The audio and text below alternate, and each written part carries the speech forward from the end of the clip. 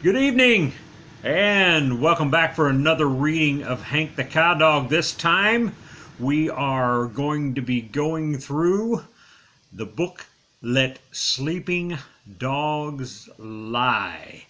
Chapter 1 will begin here in a minute. Chapter 2, I will be reading at 7:30. Hope you can watch, or at least watch a little later on Facebook, and I'll be uploading them on YouTube. That is Hank the Cowdog, Let Sleeping Dogs Lie by John R. Erickson. It's me again, Hank the Cowdog. The night was still. The air was so heavy I could taste it. And what I tasted was murder.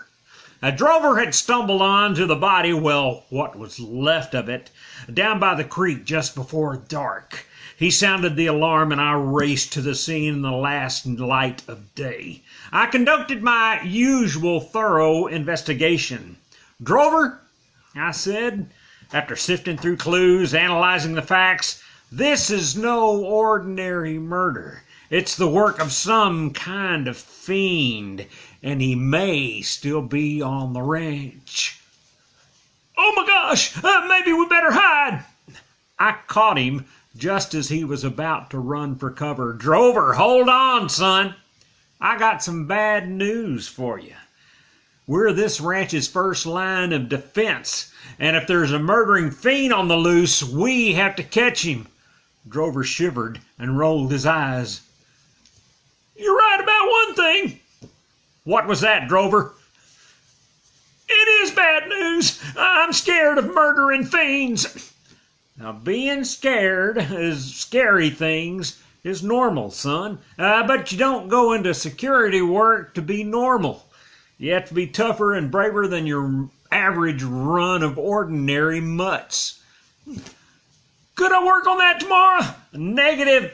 In this business, guy never knows if he'll have tomorrow." "That's what I was afraid of." "Drover, being afraid is the major cause of fear. And if you can get that under control, well, then you got it licked." He stared at me and then licked his chops. When I said, "You've got it licked," I wasn't suggesting that you should lick your chops. Are you trying to be funny? "No." "Good, because you're not." "I'm too scared." "Let's move out. Now, we've got a job to do." I sent Drover off to scout the eastern quadrant of headquarters, while I gave myself the more difficult job of the western quadrant, which included the saddle shed, the corrals, the calf shed, and the feed barn. As I groped through the inky blackness, I found myself worrying about little Drover. What if he found the fiend?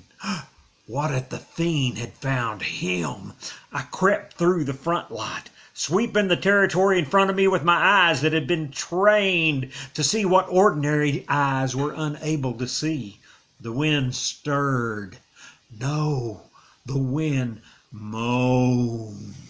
It moaned at the top of the cottonwoods across the creek, and I cried. They cried through the pipes of the ductoring chute, and suddenly I heard a crash behind me. I leaped into the air to face the attack of the I knew not what kind of manner of monster, and realized that Slim and Loper hadn't taken the time to pound two piddling little nails into the dadgum piece of the roof on the calf shed. Here we have a classic case of ranch mismanagement.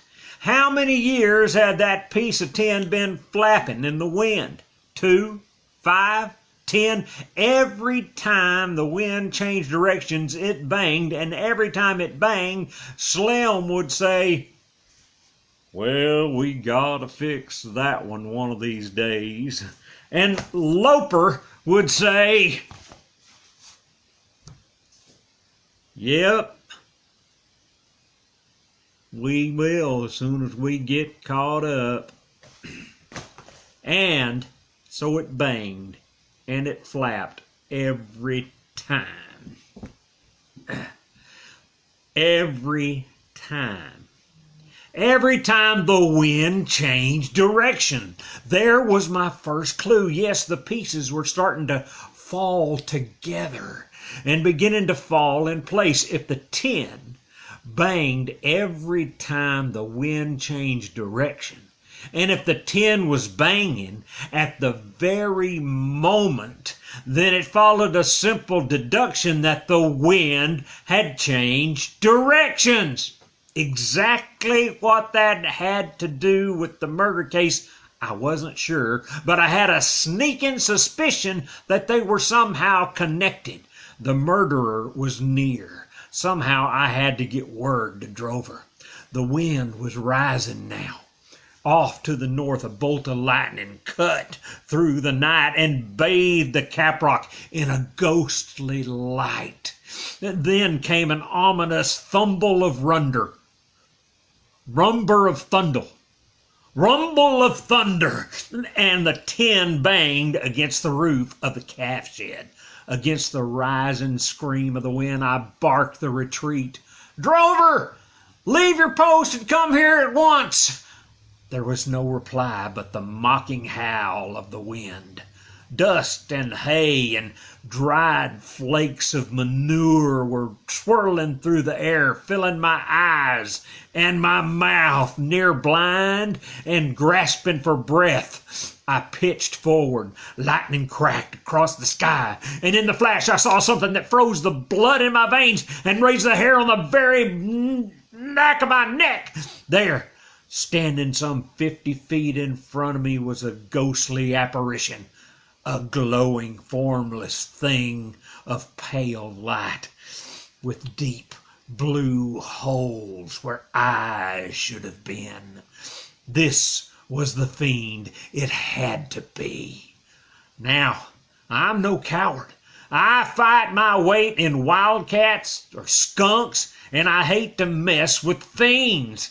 I needed help for this job, even if it meant exposing my position to the fiend.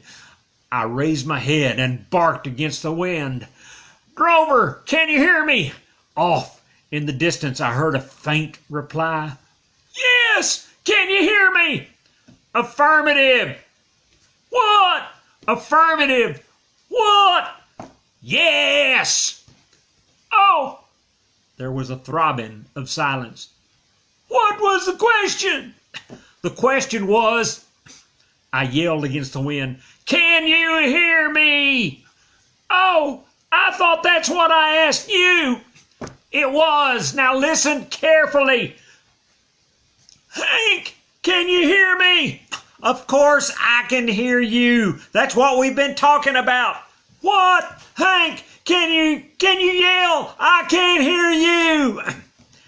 "I haven't said anything yet, you dunce." Oh, well, tell me when you say something." "Drover, listen carefully. I'm on patrol in the western quadrant. I've just made a visual sighting of an unidentified object. I think it's the fiend." "Oh my gosh, I knew I should have stayed at the gas tanks. Oh, my leg, it's killing me." "The important thing now, Drover, is not to panic. It's too late. I already did, Hank. I'm scared."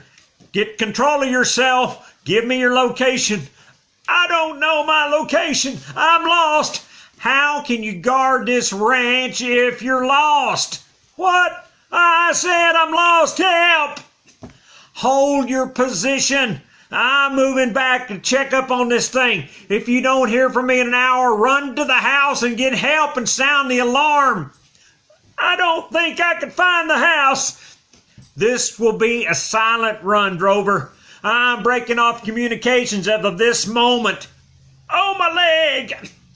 I shifted into my attack mode, which is kind of stealthy crouch. I only use code 3s in red alerts. What it means is I keep my whole body low to the ground while loading and leading with my nose and follow with a very stiff tail. In the attack mode, I can cover short distances without making a sound. If you've never seen a blue ribbon top-of-the-line Cowdog in attack mode, well, just take my word for it. It's very impressive. I crept forward as the lightning snapped overhead and the thunder rumbled. Thunder rumbled, and the wind shrieked, and the dust swirled up ahead. I could see the glowing thing lurking in the gloom. Was I scared? Maybe. A little. After all, I'd never gone up against a fiend before. They're not very common. 10 feet from the object, I stopped. I took a deep breath. This was my last chance to back out, but as you might already guessed, I didn't. I coiled my legs under me, sprang to the attack. I struck the fiend with all my weight and force, and I was a little surprised that I knocked him over as easily as I did. I buried him, fellas. By George, bedded him down, jumped in the middle of him. Suddenly, over the roar of the storm, I heard Drover, "Hank, Mayday! The fiend has me! Help!" "There must be 2 of them, Drover. I've got my hands full here, so fight for your lives." My fiend began to fight back, which wasn't entirely unexpected. I hadn't supposed that I would win without a tussle. It seldom happens that way in real life, but the important thing is I had the upper hand. "I've got mine down, Drover. Give me a report on your situation." "The fiend has me down. I'm whipped. I think I lost a leg. A lot of blood. Help! Hurry! Murder!" "Hang on, Drover. I'll be right there." I hated to leave my fiend when I just had him whipped, but a guy has to take care of his comrades. I stumbled off into the darkness looking for little Drover and hoping that I wasn't too late. "Drover! Can you hear me? Give me your position. The code word for this mission is Sea Cow." "Help! Sea Cow! My leg!" I groped toward the sound of his voice, and much to my surprise, found him lying in the front lot. "Where is he, Drover? Just point me toward him and stand back." "Oh, Hank, thank goodness you're here. You made it. I guess he ran away." Not a bad idea. I peered into the darkness. He must have been a pretty smart fiend. "Give me a damage report." "Everything's damaged." The lightning was popping all around by this time, and I was just about to give Drover a quick checkup. "Son, I don't see any drop of blood. I count 4 legs and 2 ears. Are you sure you had a fight with the fiend?" "I'm sure, Frank. It was a terrible fight. Just terrible. He was about your size, only twice as big." Now hold it right there. How can he be my size, but twice as big? In a flash of lightning, I could see my assistant rolling his eyes around, twitching his mouth as he searched in his tiny brain for an answer. "I guess he grew. Can a fiend do that?" "Very possibly, Drover. As a matter of fact, mine was about your size when I jumped him, but he seemed to grow too. So there you are, some valuable information on the nature of fiends." "Very valuable. And now you know what our next move will be?" "Sure do." "And what will our next move be, Drover?" "Well, go back to bed." I glared at the piece of darkness where his head had been only moments before. "No, Drover, that's absolutely wrong." Lightning leaped across the sky, and I saw that I was speaking to a fence post. Drover had moved. "I'm over here now." "Of course you are." I shifted around, faced him. "Our next move, Drover, will be to rush up to the house and sound the alarm. I think High Loper should know that he has a couple of murdering fiends here on the ranch." And with that, we made a dash to the house. Little did I know that we would be exposing ourselves to danger of another sort.